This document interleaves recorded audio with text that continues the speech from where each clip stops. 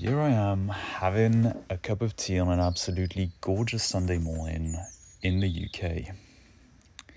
That's it. That's the country I've moved to. I've come back to the UK. I say back, I've never actually lived here for any extended period of time. I always used to come with my family in the summer holidays, so it's very nostalgic for me. Just the food, the people, seeing my family. It's all reminded me of being on summer holiday when I was young. So it's always a pleasure coming back.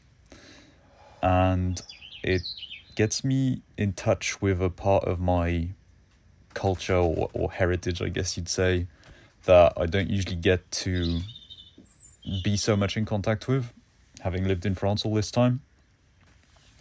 So for me, it's like really experiencing the country from a complete outsider's perspective. And sometimes it's really weird because people think that I'm English. I have an English accent. Everything about me is English. But then there'll be some point of local knowledge that seems obvious to them. And I'm like, wait, what are you talking about?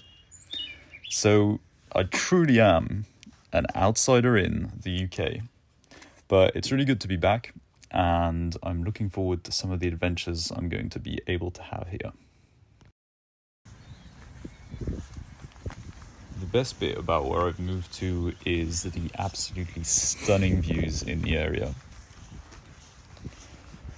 It really makes me want to get out there in nature every day and just appreciate the fresh air, the sunshine, and seeing these stunning open green spaces.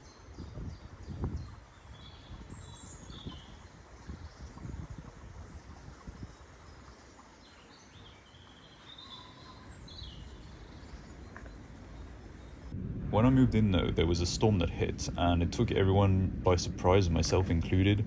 Living in a static caravan, I was concerned that the walls might actually cave in at any moment, but luckily everything turned out all right, and I am getting some much better weather now.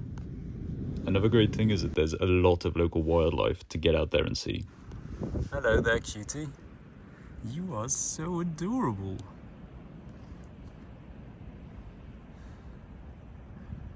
You're scared, aren't you? Okay, I'll leave you alone now.